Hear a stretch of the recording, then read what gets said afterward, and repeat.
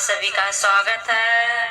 तो दोस्तों, अगर चैनल पे नए हैं तो चैनल को सब्सक्राइब करिएगा और वीडियो को एक लाइक जरूर करना और कमेंट में लिखना कि ये देशभक्ति गीत कैसे लगी। सो गाइस, मैं गाने जा रहे हैं देशभक्ति गीत, कैसा लगे कमेंट में जरूर बताना।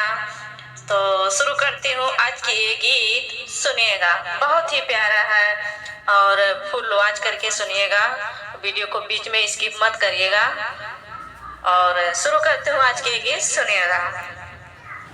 हो के बड़ा नीक लागे, हो के बड़ा नीक लागे, अपने देशवा के माटी बड़ा नीक लागे, अपने देशवा के माटी बड़ा नीक लागे। सो गाइस, जाइएगा मत, वीडियो को पूरा फुल वॉच करिएगा और आनंद लीजिएगा इस गीत को, बहुत ही प्यारा है।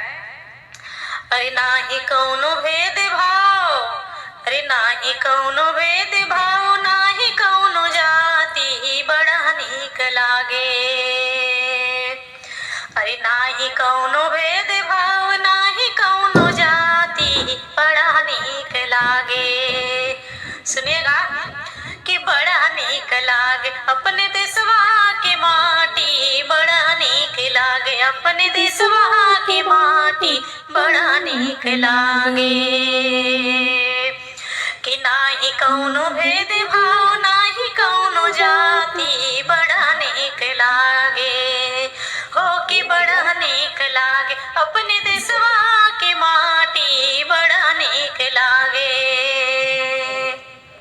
यही हो देशवा में पैदा भइले भीम बाबा, यही हो देशवा में पैदा भइले भीम बाबा।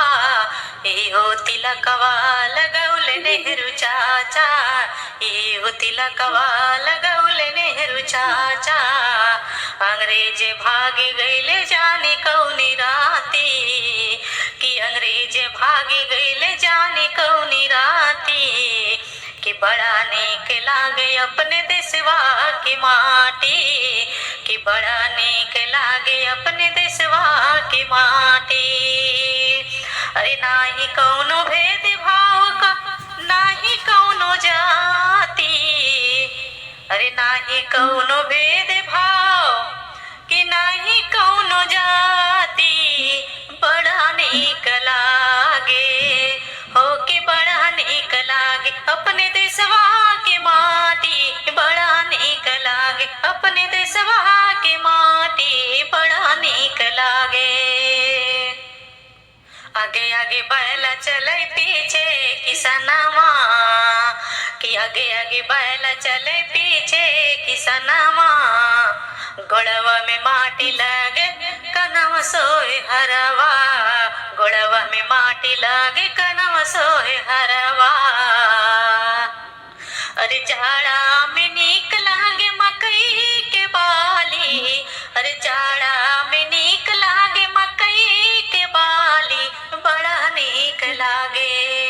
हो बड़ा नीक लागे, अपने देशवा के माटी बड़ा नीक लागे, अपने देशवा के माटी बड़ा नीक लागे। अरे नाही कौनो भेद भाव, नाही कौनो जाति, कि बड़ा नीक लागे। नाही कौनो भेद भाव,